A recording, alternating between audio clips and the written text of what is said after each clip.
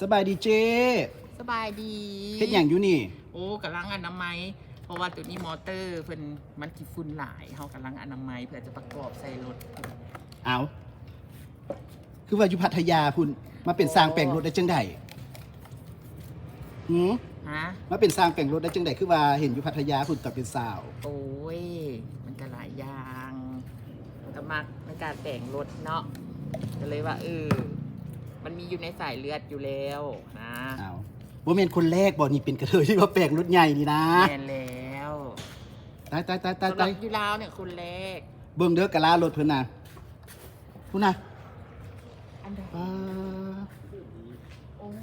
ยต้นอยู่ได้อันใดคันอยู่ในคุกใส่ๆมันจะมี เพิ่นว่า ใส่ๆนะ อ่านคมสันมาเฮ็ดให้เอื้อยอั่นสร้างช่อง YouTube แน่ แม่นละ อยากให้คนฮู้จักเพราะว่าเอื้อยสิแนะนำวิธีการแปลงรถ แม่นละเขาแปลงทุกมือเบียดรถทุกอย่างแบบรถเก่ง เอา บ ก่อนสิลง YouTube นี่แนะนำตัวเองอยังเป็นทางการก่อนชื่อว่าจังได ซื้อว่าซิตี้เดอร์ ซิตี้เนาะสำหรับไผที่ว่าเข้ามาเบิ่งใหม่หรือว่าเห็นคลิปนี้ก็อย่าลืมกดไลค์กดแชร์กด Subscribe คอมเมนต์มาเป็นกำลังใจเพิ่นนี่เด้อแต่ละมื้อเพิ่นจะลงคลิปแม่นบ่ แม่นละลงทุกมือเลย แปลงรถแบบใดรถตีนหัวบ่หรือว่าช่วงล่างบ่หรือว่าไฟฟ้าบ่อหยังถือว่าเพิ่นจะลงให้ครบเลยแม่นบ่ ระบบไฟฟ้า EV กับตอนนี้เขากำลังรวมแต่งรถ EV เรียนแต่งรถ EV โอเคอาฟ้ากคลิปนี้ไว้นี่เด้อทุกคน